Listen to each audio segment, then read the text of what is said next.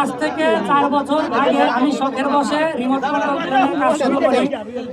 তখন আমি এটা শখের বসে করেছিলাম। আর রিমোট কন্ট্রোল প্লেন একটা দুটো করে বানাতে বানাতে আমি অনেকগুলো বানিয়েছিলাম। তো সেগুলো অনেক ভালোভাবে ফ্লাই করতো।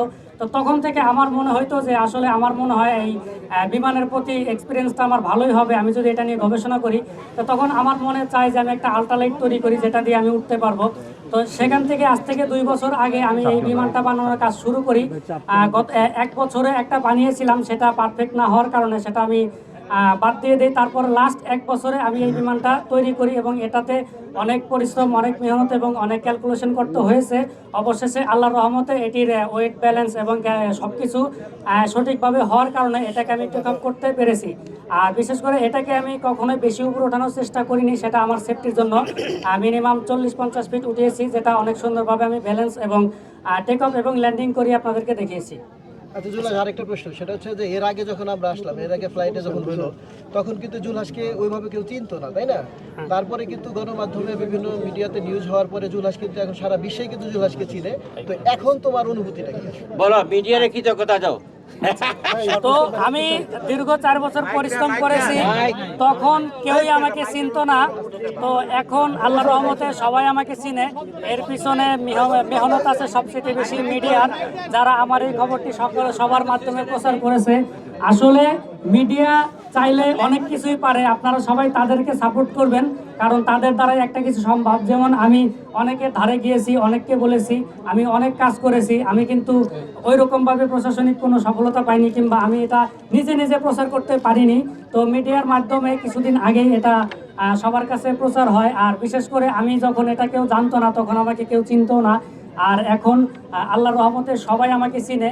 তো এই যে পরিবর্তনটা, এটা আমার জন্য অবশ্যই সৌভাগ্য বয়ে নিয়ে এসেছে। আর এর জন্য যারা যারা এর পিছনে আছেন তাদের সবাইকে আমার অন্তর থেকে ধন্যবাদ এবং শুভেচ্ছা।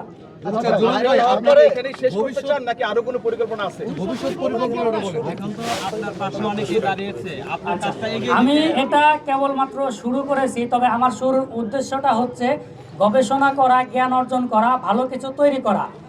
কোনোভাবে ইনকাম করার উদ্দেশ্য আমার নেই। আমার উদ্দেশ্য হচ্ছে এটা নিয়ে গবেষণা করা, একটা ভালো রেজাল্ট তৈরি করা, দেশের জন্য একটা ভালো কিছু তৈরি করা, যেটা আমাদের সকলের কাজে লাগে। এটাই আমার মূল উদ্দেশ্য।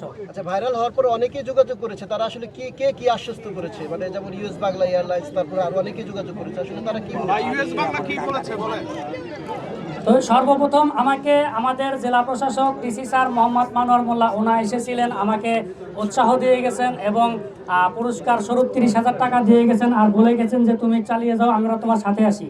তো তারপরে বিএনপির জনাব মোহাম্মদ তারেক রহমান তার প্রতিনিধি পাঠিয়েছিলেন, তিনিও আমাকে উৎসাহ দিয়ে গেছেন এবং পুরস্কার স্বরূপ 50,000 টাকা দিয়ে গেছেন। আর বলেছেন তারা আমার সাথে আছেন। আবার ইউএস বাংলা আমাকে ফোন দিয়েছিল, তারাও আমাকে অনেক ভালো ভালো চাকরির অফার করেছেন। এরপর আপনার আর্মি এভিয়েশন ফোর্সে থেকে আমাকে ডেকে নিয়েছিল, তারাও আমাকে বলেছে যে আমরা তোমাকে সাথে নিয়ে দেশের জন্য ভালো কিছু করতে চাই। তবে কিছুক্ষণ আগে বঙ্গটেক একাডেমি এসেছিল, আমাকে একটা সম্মাননা দিয়ে গেছেন, তারাও আমার পাশে আছেন। তবে আমি যতদূর দেখতে পাচ্ছি যে বাংলাদেশের সবাই আমার পাশে আছেন। আমি আশা করি সবাই আমার পাশে থাকবেন এবং সবাই দোয়া করবেন যেন আমি সবার ইজ্জত রাখতে পারি। এখন আপনারা দেখতে পাচ্ছেন আমাদের সামনে captain Abdullah sir fly Dhaka একাডেমির এয়ারলাইন্সের ডিএফও আসছেন এবং খন্দকার আব্দুল হোসেন বাবু আসছেন, ওনাও আসছে। তা ওনারা আমাকে উৎসাহ দিতে আসছেন, সেটা আপনারা দেখতে পাচ্ছেন। তো যারা আমাকে উৎসাহ দিতে আসছেন, উৎসাহ দিয়েছেন এবং দিবেন, তাদের সবাইকেই আমি শুভেচ্ছা জানাই এবং সবার প্রতি আমি অনেক কৃতজ্ঞ।